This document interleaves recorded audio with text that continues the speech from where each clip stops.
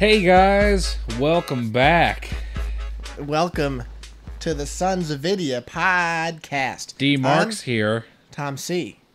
See, last week we didn't introduce ourselves. Yeah, I feel like that's true too. I feel it's weird. It's really weird because here's the deal: we're pretty narcissistic here. Yeah, you guys need to know who we are at all times. All we do is repeat our names. Yeah, basically. I'm pretty happy with my. Few people don't know that this podcast is actually the SonsOfVidya official podcast presented by D Marks and Tom C, produced by Tom C and D Marks, a D Marks and Tom C joint. It's true though, because really, what this podcast is for me and D is to get our names out there. Yeah. Because the Sons train is a riding. It's Yeah. a riding through the West, and what's going to happen is we're going to jump off onto our horses, and we're going to ride the horses on top of the train to more fame. Yeah, that's what horses do. Individually, collectively, you know. Yeah. We're going to use the train's momentum to get more momentum for our individual horses. And guys, here's part of our fame that's skyrocketing us to the top is our tremendous improv skills. Improv skills that we've crafted over millennia. Can't be beat. Listen, we came from way back in the medieval ages. Yeah. When improv was just an imp, and we made it into the rav it is today. Yeah, we really robbed it. That's an expression that we also coined. Yeah. You may have heard that said several times elsewhere, and that was all us. Because when you're an immortal comedy entity like the Sons, what happens is you perfect it into a laser-like diamond sheen, where comedy becomes not only sharp but bright and lasery and precise, and that's how you get. I already said lasery. There's a synonym for precise. I know you've also been called the human thesaurus. The human thesaurus. Back in elementary school, I thought people were making up the thesaurus was a thing. I thought it was like a book that smart kids had. The dinosaurs fought. Like highlights for kids. Anyway, guys. The ankylosaurus versus the thesaurus. Yeah, it sounds like, why would you even call that? Guys, we're comedians. We're not really comedians. No. We're more like amateurs. Attempting to be funny talking people. I thought amateurs was a much more concise way of saying that. Yeah. I guess it is. I don't know. But it took us thousands of years to get the improv skills to make up all of our classic segments. Yeah, because here's the deal, guys. You're hearing us, like, occasionally I'll break into a British accent. You won't even know it's me. Yeah. It's a theater of the mind thing. Yeah. You'll be like, so many whoa. theater of the theater things that now when he does theater of the mind, you're really there. When did Charles, Prince of Wales, get in here? That's what I say every time. Yeah, it's weird. I say it to myself quietly. We have to edit it out every time. Yeah, I don't want you guys to hear that. Yeah. Or one of Tom's classic bits. Like his famous. Yeah, I don't think I've had one bit yet. Guys, all truthfulness, I think I'm being overshadowed by the D Marks legacy. That's my concern, is that this is going to turn to the D Marks hour. Well, few people know that the D Marks legacy is the name of my space elevator that goes up into space. So it's hard not to get overshadowed by that because it's very large. Yeah, see? I can't compete with these kind of on-the-spot jokes like that. I'm the stepping stone for you, for your incredible career. And D Marks is not going to look back, friends.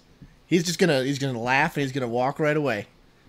He's like, you heard him. He was already in the Avengers. Here's the thing. Here's why I don't like our podcast. I'm always a jerk for some reason. Like, you're always making me have to be a jerk.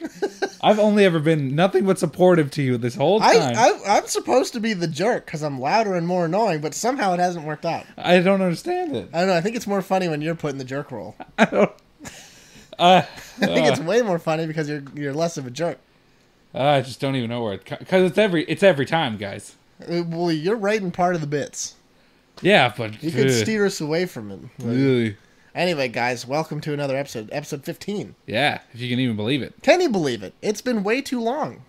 That's like over 3 months of podcasting. Really, it is. Straight. What are we going to do when we get to episode 52, guys? We're going to poop all over ourselves. It's going to be a year. Then we're going to have the 52nd anniversary. I don't want to do that. That first one was a lot of work on its own. How much more work could it be? Probably 5.2 times as much work. No, it would be... It's 10. I don't know. You're probably right. Your math is... I shouldn't question your math like that. Oh, what I was going to say... 52 times 10 is... I was going to say off... Yeah, you're right. Thank you. I was going to say, before we started, I was talking to D, and I was like, maybe we should just make this show like a weekly thing about us and not about video games in particular. Like, if there's anything we want to talk about, we can talk about it. See, I don't like that, though. But why don't you? Because people want to catch up with us. It's catching up with us. Yeah, Which will mostly be video games.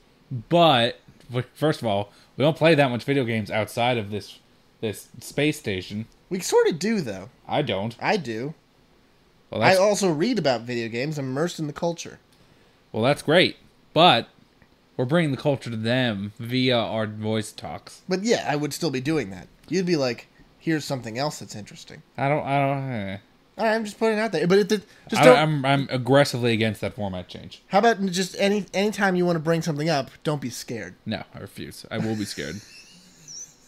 If you're ever like, you know what I mean. There is something specifically I did want to talk about this week, though. But it does have to relate to video games, if that's all right with you. Please. Okay, so like 2 weeks ago, guys, we had our E3 blowout podcast. I'm going to mention something about this later. I could do it right now, but I'm not going to step on you. Great.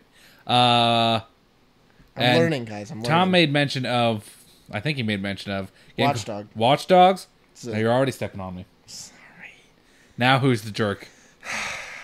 Made mention of a game called Watch Dogs, which I didn't know anything about at the time. And I watched the 10-minute gameplay trailer for it. And guys, it looks totally rad, and I'm really excited for it. I still haven't watched the trailer yet, guys. Dude, you should watch it, because it's really good. What's good about it? Okay, well, Tom, I'm glad you asked that. Thank you. First of all, it looks like a really interesting... Because, the whole thing is, you're some kind of weird cyber vigilante. It's kind of to me, a cross between the first Matrix movie and the game Indigo Prophecy, which I only ever played a demo of, but the demo was really good. Mm-hmm. It looks like it is really solid storytelling. I like the mechanics of the Omni hack tool that you have, where you can, disable electronics and, do, short-range EMPs and control traffic lights and stuff. That stuff's all cool. Sounds really cool. Yeah. And you can, make traffic... You can adjust traffic lights to make accidents. And then there's shooting involved. Never shooting. Yeah. What I'm hoping is that it's going to be a free roaming kind of thing. But I don't know that it will be. Yeah, I don't know. I mean, it has... How cool would a free roaming situation be like that where you control, It has that same kind of, Grand Theft Auto layout in terms of, the HUD and whatnot. See, that would be fine. I just don't want a strictly linear game, but I have a feeling it's going to be like that. Yeah. But what everyone wants is a game if you had a Grand Theft Auto, but you were the Matrix Man. The Matrix Man. So basically Grand Theft Auto, but you're cheating. He's a what? He's a Matrix Man. All right. Anyway, what were you going to say, Tom? Oh, I was going to apologize because I got a few things wrong in that E3 one, now that I think about it. Because I said that Ellen Page was in what... Sorry, Ellen Page? Yeah. Ellen Page was in a game, and she wasn't in either of the games I said. Smart. I didn't mention something else. Oh, no, I said the Wii, and I meant the Wii U for the controller. Because that might have been confusing. Oh, that's such a minor thing. I know, but don't think there's nobody looking for errors, guys. Because it's me. I'm doing it. Well, at least somebody is. Yeah, I'm totally doing it. Because I'm not. Because I know I'm right every time. You're not right every time. But here's the deal. Anyway, that's all there is to that. I know I was going to say something. I can't remember what it is. I had something. I totally lost it. Oh, no, should we tell them about the game we're playing right now? Are we going to make it a total surprise? Because this will come out. Is it gonna be out when this... If we played it all tomorrow, I can start releasing it. Because we have 8 episodes, and I feel like we could do... Wait, which game are you talking about? The one I'm doing or the one you're doing? Oh. Because maybe we want to keep that a secret. We're doing a blind run of a game for the first time. Yeah. And it's really, really, really good video, guys. Yeah. I know this is sort of not exactly video game related. It's more us related, and that's fine. Well, it has to do with video games because we have to do with video games. That's true. Well, because we're playing a game. Exactly. But it's coming up, and it's going to be really cool. We could drop hints. No, we'll make it the contest. I don't know about that. We'll make it a contest. All right, if you say so. We'll talk about elements of the game, and if you guys can guess what it is, we'll give you something. Unless we release this before the... We'll plan to release it on Wednesday. How about that? All right. Okay. First of all, this game has great atmosphere. Atmosphere? Atmosphere. Okay. The lighting's great. Really great dynamic lighting and shadow work. It's a modern game. Very Yeah. modern. I think it came out... It's this generation. Yeah, it's this generation. It came out probably within the last 2 years. Ooh, excuse me. You got cool customed guns. But you can't customize yet that I know of. Yeah, I don't think you can, but I think you can buy custom guns. I like the idea of using ammo as currency. That's a cool idea. That's a big tip-off there. Yeah. Big tip-off.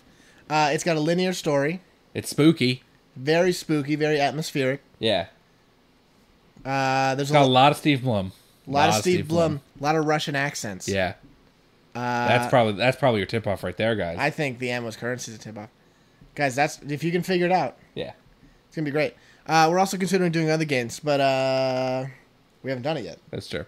Well, let's build up a little bit on that on what we were just talking about, that game. What are some of the games you consider like really super like atmospheric like that? There's a lot of games like that, and it's a great question. Because really, first of all, what I wanted to go to immediately was Eternal Darkness. Because that game isn't exactly a jump-out scare game, but you're scared the whole time. You know what I'm saying? Yeah. Because, like, what happens is you're immersed in that world, and you have the sanity gauge, which you can gauge how much it is, but you're still, like, there's still stuff happening. Well, weren't you telling me, like, if your sanity gauge got lower, like, the screen, like, did weird stuff, and, like, you thought the game reset or something like that? Yeah, at one point it did reset, and it said that, like, your memory card got deleted. And it's really cool. It did a bunch of stuff like that. I don't know if that's necessarily atmospheric now I think about it. But it's immersive. Are those hand in hand, would you say? Probably. Probably is right. But no, that's a game that puts you in there. Yeah. You know what I'm saying? Yeah. Do you have an example? Well, I always talk about how in games does it have to be scary atmospheric? No. Okay, good. Because well, it kind of is, but it's kind of not. I always talk about how whenever I play games like a Metal Gear Solid, I was gonna say or a Deus Ex Human Revolution, right? Like if I'm in a room, I'm like have to go out to go to the bathroom. I always like check the bottom left corner of my vision to check my radar that isn't there, because I want to see if there are enemies on the other side of the door. Totally. To go to my bathroom. Totally. So yeah. I'm always like, oh geez, there are dudes around at all times. Yeah, I'm gonna say it might not make sense to you at first, but Red Dead Redemption, and it's atmospheric because you become part of that world and you start like living in there. Yeah, you really feel like you're in the Wild West. The Wild West. You know, and people might say atmospheric only applies to scary games. I don't know if that's right. No, I wouldn't say that at all. I might say that. No, why? I don't know. How would you define atmospheric here? I think it was just a game that successfully conveys an atmosphere. I would say BioShock is an atmospheric game. Yeah. I don't consider that particularly scary. Yeah, there's a lot of atmospheric related, yeah, you're totally right about that. Yeah. I wish I'd said I don't think anyone would consider atmospheric would you say only related Fallout to scary is? I know we mentioned Fallout every single episode. We're contractually obligated to do that, though. True. Would you say it is? You're in that whole world. Because right now I'm confusing immersive and atmospheric. I mean, and I'm not sure it's always they go hand. I would say a game needs to be atmospheric to be immersive, but it doesn't need to be immersive to be atmospheric. I was going to say it needs to be immersive to be atmospheric and not atmospheric to be immersive. Interesting. I was going to say the exact opposite thing. Because here's the thing about Fallout. There was a lot of stuff that does take you out of that game really fast. Like glitches and stuff? Not just glitches, but even like... I'm trying to think of some examples. Because the lore draws you in. It does, but like... Because one of the things I'm always like... And I realize this is a really minor thing, but like... When you go to like Jacobstown, Doc Henry's like... Oh, not only am I a Nightkin scientist, but also I deal with cyber dogs for some reason. Despite the fact there aren't any things that are incredulous. Yeah, like Incredible. Despite the fact cyber dogs only exist in like 2 places in the whole world, I'm really on top of that. Theoretically, he could have come from a place where it was more likely. You don't know that. Well, I mean, he was an Enclave dude. I don't think the Enclave used cyber dogs that much. I don't know. Anyway, I see what you're saying though. But that's a great question. How about this?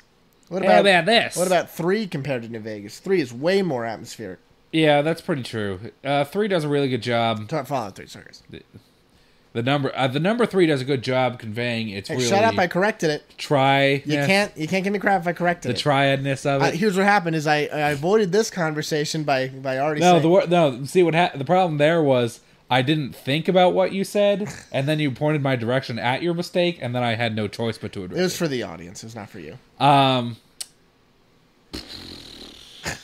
It's a good question because 3 probably is a little more atmospheric. Definitely, it's more atmospheric. Because you really get the America. Because here's the thing it's all about America. No, here's the thing about 3. 3 has the advantage because there's so much visualization to play off of. Totally, a lot more so than New Vegas. Yeah, because everyone knows what Washington Monument looks like.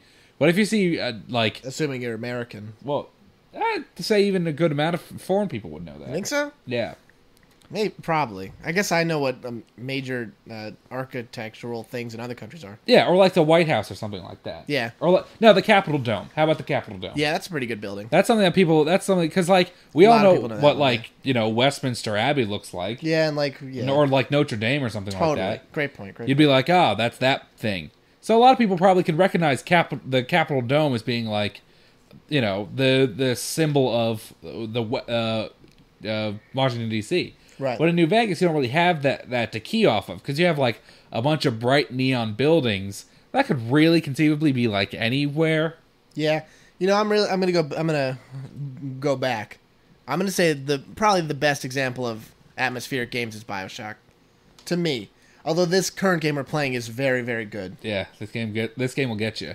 Like BioShock 2 is not good, as good as BioShock 1 for some. Yeah, but that's because BioShock 2 had. It's because BioShock 2, probably the only reason you're saying that is just because the little sister Eve gathering stuff. No, I'm gonna say it's because you're not as scared, because your character is perceivably strong. Yeah, that's true. Whereas your character was kind of in the first game it was a dude, confused and you know what I mean? Yeah, I get what you're saying. Well, it's like I always said, in 1. You're spooked because you're like a guy with a wacky steampunk shotgun killing drug addicts. Yeah. In this one, you're a giant walking suit of armor with the sweet-ass killing drill killing drug addicts. Yeah, and that's cool, too. Yeah, but that's not spooky. No one's getting spooked by that. No, you're just some strong dudes killing stuff. It's not... But now we're getting back to atmospheric and being scary. True, but that's two different... It's my fault. That's not the same thing. That's not the same thing here. Yeah. It's just not the same thing. It's not the same thing. I can't think of a better example in that game, though. Has there ever been an atmospheric RTS? Can you have an atmospheric RTS? Or does it have to be a first-person game? I don't think so. I think you could have an atmospheric third-person. Well, okay, it's not the exact same thing that's what you were asking. No, but now that I think about it, I want to think about it. Because do we have an example of that? Well, before you guys get to me, I know Eternal Darkness was a third-person game. Oh. So there you go. You go, guys. I already got rocked there. I'd probably say really sat on it. Street Fighter 4 is pretty immersive. Totally, dude. Yeah. I really felt like Hadoukens. Yeah. And Shoryukens. And Shinsu Paka. I don't remember the rest of the kick word. Cool. You couldn't have an immersive fighting game. No. Well. No. Here's the deal. No, because fighting games are so isolated. There's no fluidity to them. Yeah, it's encounters. But you can get immersed into... I used immerse there instead of atmospheric. You can get atmospheric into a... Oh god, I've been atmospheric. Into an art style or a theme. Because think about a Skullgirls and how they had that cool movie theme. Yeah. And that was sort of atmospheric in and of itself. Oh, that's kind of the same thing with... I really nailed that BioShock. Because BioShock, yeah, you had the spooky splicers and stuff. There's also that whole neon Art Deco style that pervaded all of Rapture's architecture. Say neon art? I said what is it? Neon and Art Deco architecture. Yeah, okay, there we go. That pervaded all of Rapture. That really stood out as because that was really a late 40s, 50s kind of deal. And you mean Art Deco. Yeah. Yeah. What happened there, guys, was I didn't hear what he said, and you have a repeat button, but I don't. So I got to ask him. Yeah. You know? But yeah, that Art Deco style really stands out, and I think I think Fallout does do that pretty well too, because I like how there are vacuum tube robots and capacitor laser guns. The and things stuff make like sense that. in its own world. Yeah, it looks cool, and it is atmospheric. How about a Resident Evil 4? Would you say that's atmospheric? Nah. No. I mean, I liked Resident Evil 4, but seeing you when you were playing it before, it didn't have as much charm for me. I don't think that's a game that really holds up as well as people would want it to. I don't know about that. I think we were distracted. I don't really think we were. I remember the parts that I specifically remember as being good parts not being as good as I originally thought they were. How about, you know what I would say? When I replayed Devil May Cry 3 a bit, I would say that's pretty atmospheric. Because that all, like, exists in its own world, you know? And, like, you're going to that tower, it's spooky, but, like, you're looking in from the outside on that one. Yeah, but that's, I've never really been... I think the problem with Devil May Cry You think it's too crazy? No, kind of, yeah. I think the problem with Devil May Cry in this particular case is just the case that it's trying to go for, like, so many different styles. It's trying to go for that... Well, I mean, just in terms of, like, the whole... There's some tone issues. Yeah, because you go from, you know, Dante running down the side of a building, like, getting re-entry heat on him to, like, demons, you know, that are 1,000 years old and you have to kill them because they're evil and they're going to be the bane of all mankind's existence if you don't slay them. Those are two really conflicting themes there. Yeah. I think, you know, kind of pulls you out a little bit. Dude, I'm sorry, but what happened was I was thinking... I was going to make a joke and be like Sonic the Hedgehog, but then I was like, we should totally talk at some point about like rabid fan bases, because that'd be really, really interesting. Dude, we can talk about that on the way back on the next part. Let's play on that because I like that. That's a really good idea. Because we count. Let's face it, Tom. We count ourselves among a rabid fan base. That is a great topic, guys. We nailed it. Yeah, I think you're going to be thrilled on the way back, guys. Yeah, and let's get you there. Fair deal. Yeah, we'll see you on the other side of this song. Enjoy the song. See you.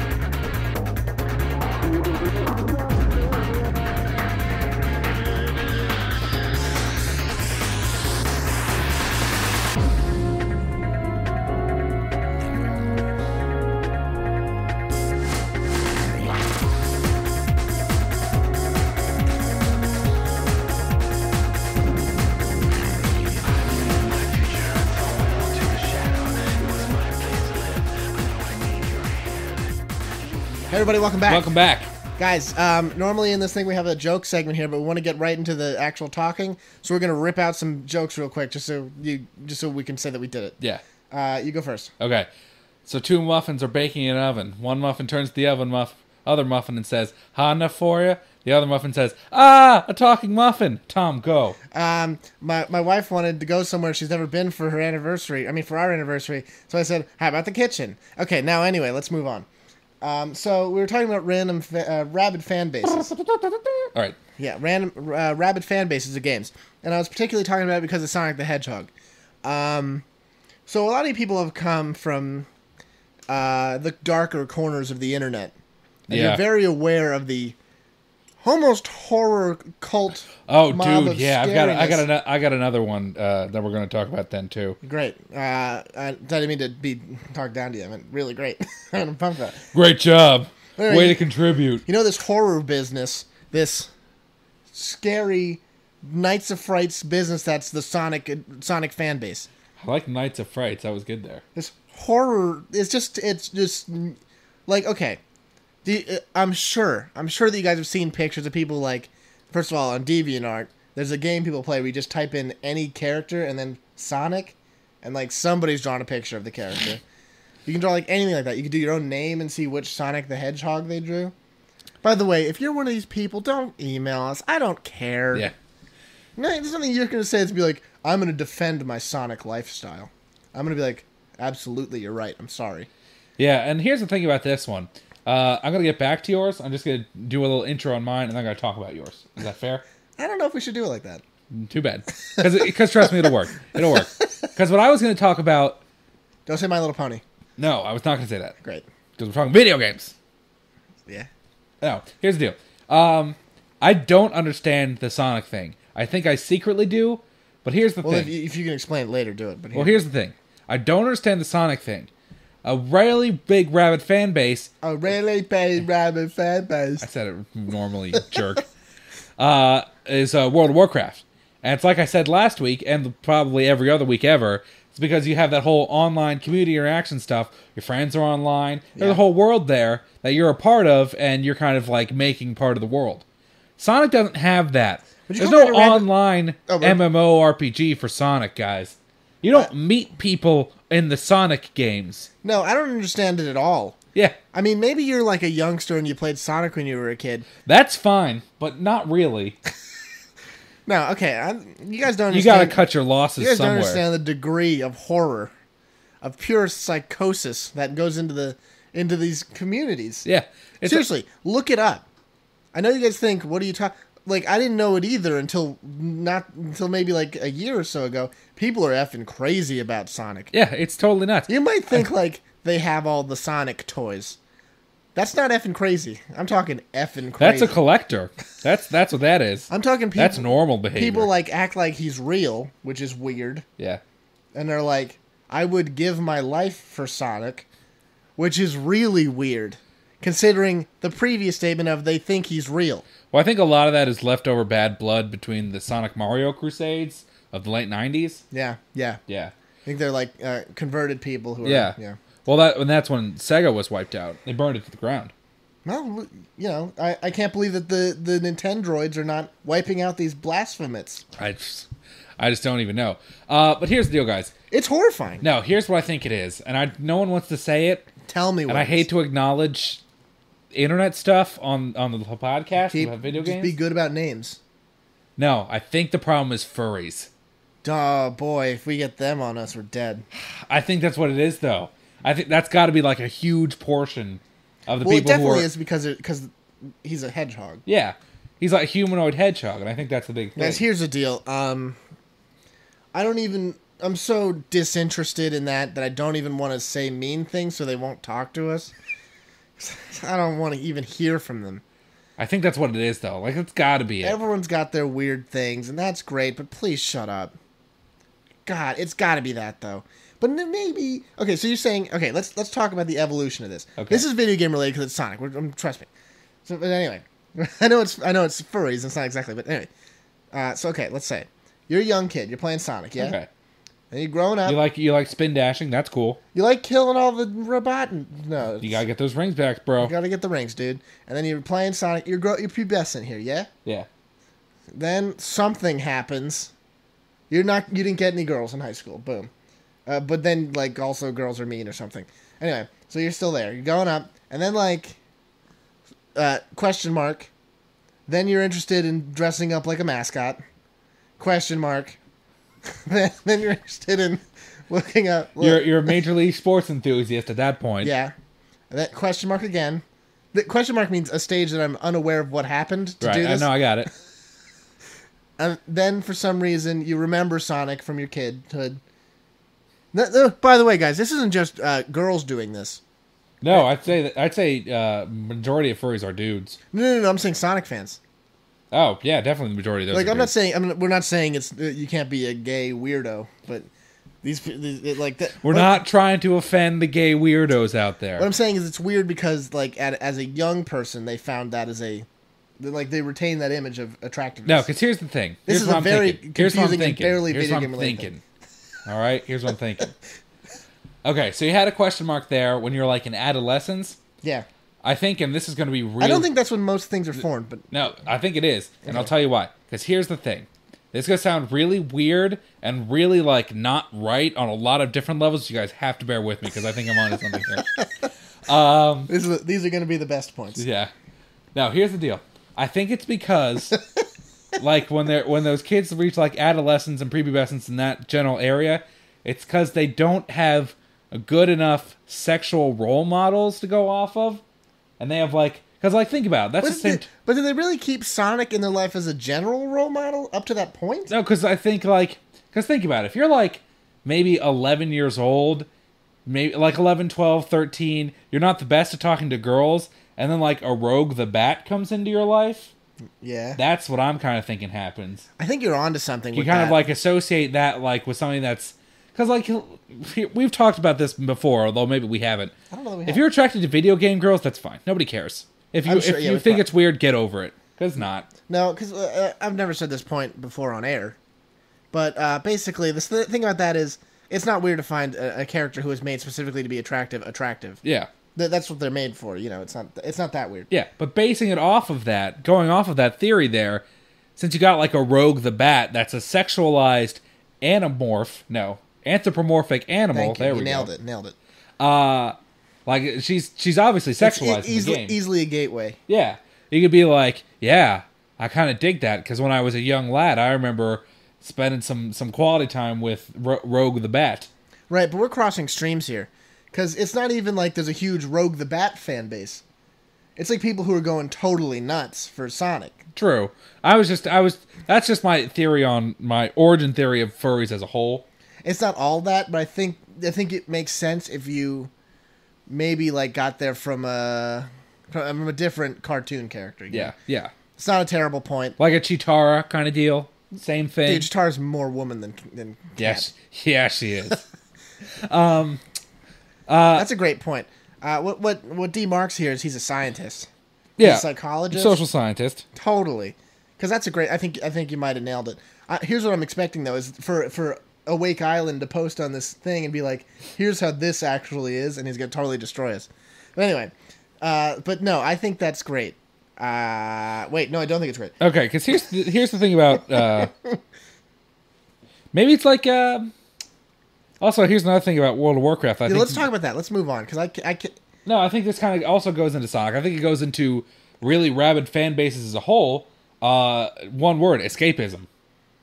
Yeah. Because if you're like really into World of Warcraft, you might be in it because all your friends are there and you have a World of Warcraft bride.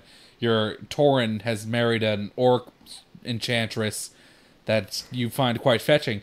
But like some people are there because they really, really wish Astaroth was a real place. It's like, and, when they Avatar could live there, happened, people were like that. and that they were a tusked, shamanistic Rastafarian troll. Like some people really want that. Yeah, and there's nothing wrong with that. That's why Yeah, you're guys, I playing. didn't play World of Warcraft. You can tell. There's nothing. I don't. Yeah, whatever. There's no shame in using games as an escapist thing. No, but I think there's also a certain level of immaturity to become that rapid share of a fan of like a Sonic the Hedgehog. Because I understand. We talked about it before with World of Warcraft, and you're right. Is a Heimlich maneuvers. Maslow's hierarchy of needs. It meets certain social needs. Guys, Google that because we talk about it every episode. Yeah, it meets certain social needs that all humans need. Maslow theorizes humans need in order to be truly happy. And it makes a ton of sense. Yeah, it makes a ton of sense that a World of Warcraft could do that, except it doesn't feed you. Right. But you can use the WoW pizza service to get a pizza to you. Exactly. But no, he's totally right. But it's like I was saying before. It's a great reason to be like, this is my life. Yeah. Because a lot of people, they're like, well, I love tennis. All I think about is tennis. Just want to watch. I meet people at tennis. I married a tennis woman. We both love tennis. We go to tennis games all the time. It'd be the same thing. We watch tennis on TV. It's the same thing. But that's just a normal hobby. But that would be for World of Warcraft, and it makes sense. Yeah. Like, that's not weird. You might have tennis ornaments on your Christmas tree. Yeah, of course. No, because... but the thing I was saying was that Sonic doesn't provide any of that. No, it's never been a multiplayer game. Yeah. You may have met friends through it at school or something, maybe. Yeah, but that's the most tangential of things. How about online? That'd be like you and I kind of being like rabid Tenchi Muyo fans. Yeah, but eventually we grew up. Yeah. Which is what did not happen here. For those people. What was I going to say? No, yeah, no, what about if they like met friends through a Sonic message board? How much is there to talk about with Sonic? How do these people get all this depth from these characters? Sonic is like, yeah, let's run, and that's it. I don't understand how they're like, Sonic means the world to me. No, here's my question. He has a comic book, I know, and a TV show. Tom, here's a question. Also, he had SpaghettiOs, I think. Maybe. Those were probably delicious. Yeah, I think I do remember Sonic SpaghettiOs, actually. I ate them just as fast as he ran. That's good. Here's the deal. Nobody's as obsessed with Mario as they are with Sonic. And why would that be, though?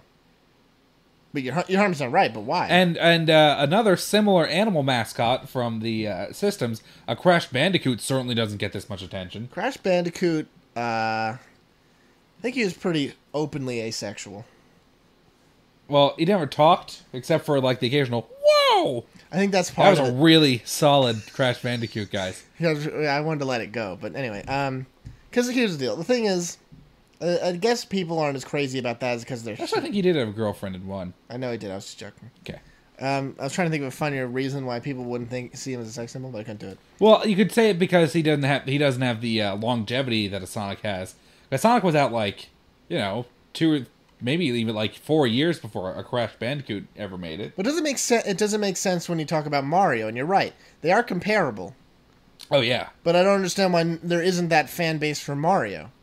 I mean, guys, they both competed in the Olympic Games together. That was recently, though. Yeah. Well, still.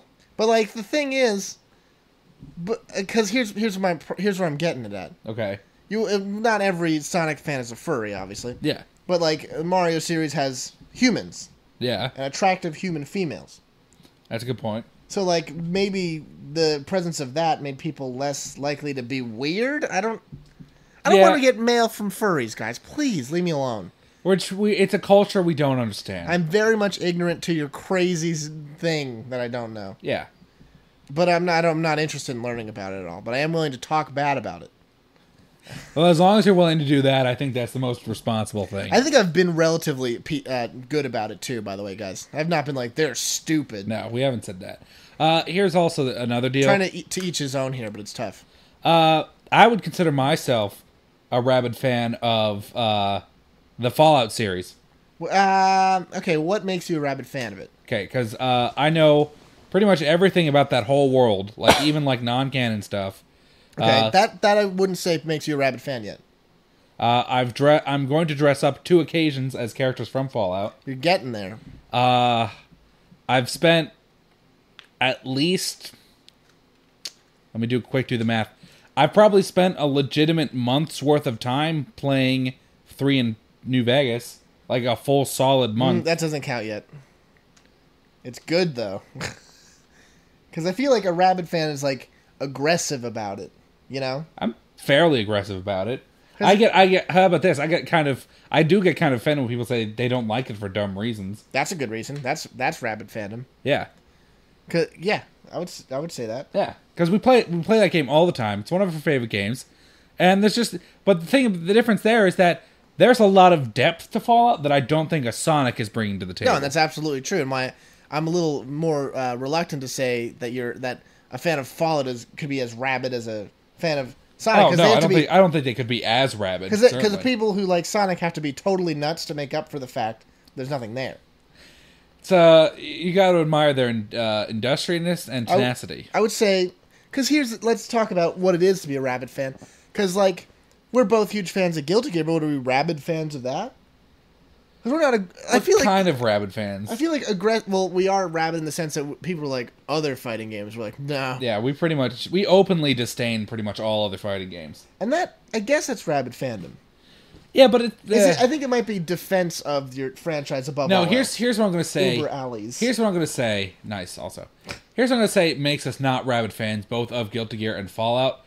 Because, like, Fallout and Guilty Gear aren't the core part of our lives.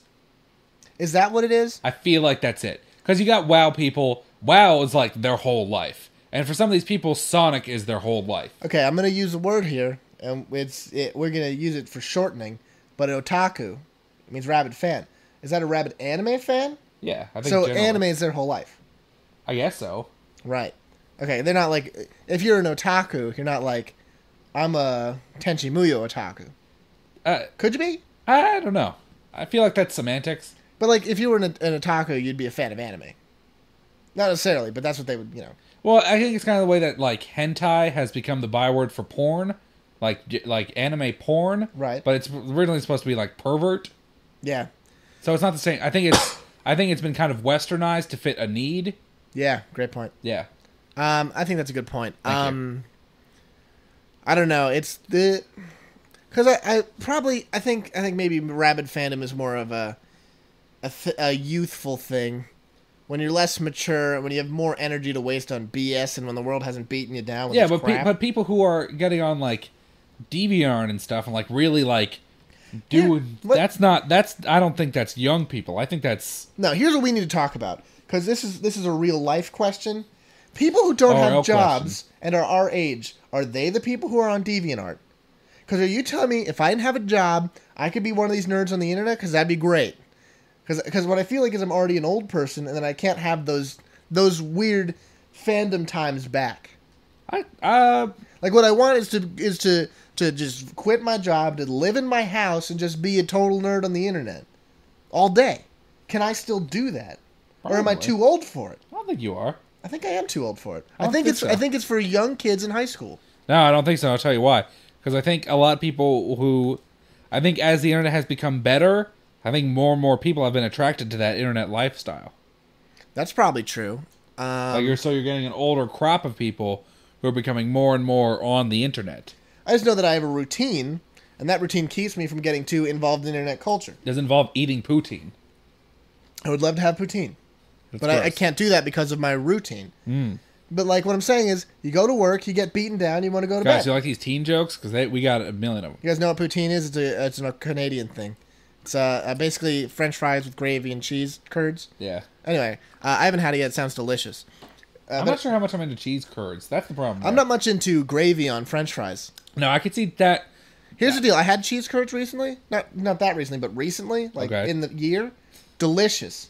Absolutely delicious. Does it matter what kind of cheese it's from? Like, is there like potentially yes, like a mozzarella cheese curd compared to a cheddar cheese curd? I can see that being an issue. Yeah. I don't remember exactly what I had, but they're crunchy. Yeah, you think they'd be like instead of like. That's fair. That's fair. They're actually quite good. It's okay. Like I can't explain it. It kind of was like if you had a cheese crouton. That was softer, not softer, but like very easy to bite through. This was the only thing I had, so maybe it's not accurate of all of them. Because mine was in like a box. It wasn't like a matzo ball or anything. Yeah. Anyway, getting back to video games. What I'm saying is, since I've had a routine, a full-time job, I haven't been able to get into these online forums as much as I used to. I used to be a regular poster on some forums, and now I can't do that anymore. And what I feel like is, people who don't have jobs... But see, I feel like you can do that, because there's a lot of portions of the time where you're not at work. I know, but I'm too, like, worn out. I don't have a hard job, but 8 hours of being bored at work is, I just feel like it's a younger person's game because they have more free time. I feel like this rabid fandom is something that's associated with youth. Yeah. But also, if you had like a 40-year-old Sonic otaku, you'd be like, that guy's effing crazy. Would you call it a Sontaku? Yes. Well, no, because that's getting close to a SonsOfVidya otaku. There'd also be a Sons Taku. Yeah. This is tough. Guys, the Rabid fan base is something that we cannot cover in our second segment because it's such a long thing. No, but I feel like we really bit off a good chunk. I feel like this is I feel like we should come back to this at some point because it is interesting. Guys, if you're not really aware of the Sonic fan base, do yourself a disfavor and go look it up because it'll blow your mind, the craziness. Guys, and it's like we always say, this is really the kind of stuff you're going to get with the SonsOfVidya podcast. We're not talking about video games or the industry or news. We're not the Olivia Munn of podcasts.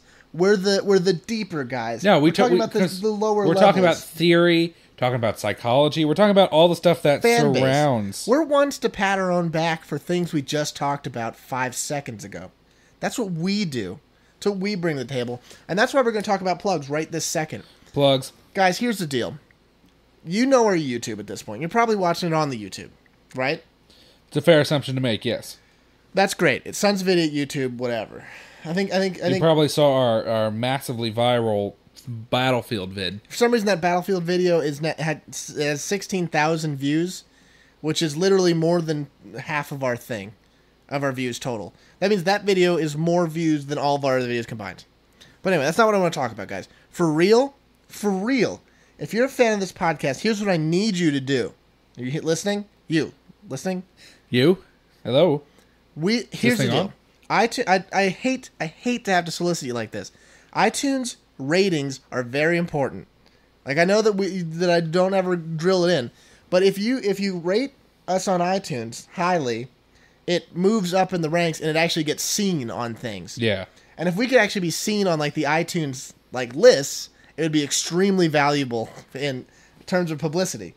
I'm not saying we're going to be number one on the list. I'm going to say... even if we're like number 5,000, that'd be pretty good. I don't know where we are in this list, but we should be higher than boring podcast, right? Yeah. We got people... I want people to listen to it, guys. That people listen to it, yes, but I want a ton Also, of people. seriously, tell all your friends, also. If they like video games, why not? Guys, we're open-ended. Yeah. If you Actually, I'm not sure if that's the right word. Help us out. Give us a rating. Just do it. Give us a rating on that. It takes 5 seconds. If you don't have an iTunes account, I'm sorry. It takes a minute. Just please, it really helps us out. Yeah. Give us an email, too, while you're at it. Let us know. Give us all the feedback. Say how you feel. Even if it's not about our podcast. Just be like, I feel hungry today. We'll go out to eat somewhere, right? My poop is green. What's the deal with that? Probably ate too many vegetables. So that's not true. You probably ate too much... Sugar. Really? Yeah. Huh. Anyway, just give us an email. Just get in contact with us. Make us part of your lives. Yeah. Get us into your ear holes. Get us into your eye holes. Fold us into the creamy batter of your life. Mold us in. Knead us in. You know what? One thing we're going to fill you in with is speed reviews. Oh, I thought you were going to do it a different way. All right, this is the top 10 greatest 3D co-op story mode beat-em-ups. Wow, that's a long thing. Yeah. Number 10, Tom, Watchmen, The End is Nigh, Parts 1 and 2 for Xbox 360. I had The Watchmen was a comic book made by Alan Rickman, and Alan Thicke was the narrator, and then it became a movie where something happened. 10 out of 10. Zombie Revenge for Dreamcast. In this game, you're playing as a zombie, and you gotta get all your revenge on all the zombie slayers because they killed all your zombie family. It gets a 7 out of 10. Tom Gekido. Aikido is a martial art where you use a hockey stick to hit people. So I give it a 10 out of 10. Batman, Rise of Sin Tzu for PS2. In this one, Bruce Wayne has to rise up and read all about the art of war penned by famous Chinese man Sun Tzu. 6 out of 10. Mortal Kombat Shaolin Monks for PS2. This game brought me to a state of zen, and really it helped me ascend my normal human boundaries and reach enlightenment. And for that, it cannot get a number rating because I'm at peace. The Warriors, PS2. In this game, you are the Warriors, and then you come out to play. It gets a 7 out of 10. Dynamite Cop for Dreamcast. Dynamite Cop beats fighting crime, 10 out of 10. Teenage Mutant Ninja Turtles, PS2. Who doesn't love Teenage Mutant Ninja Turtles? 10 out of 10. Die Hard Arcade. It's for the Saturn. For Saturn. Which is weird. You have to go to Saturn to play this game in the arcade, so I can't believe anyone's ever played it. You play as Jack McClane. He's the brother of John McClane, and he's the sister of Jimmy McClane. But you're gonna rescue those terrorists from all those hostages, get them out of there. 2 out of 10. Spike Out Battle Street. Who's ever heard of this game? 0 out of 10. I don't know what that is. Come on. I don't know what that is. Hey, guys, we did it! Another Thanks a lot for great listening. podcast. We like you.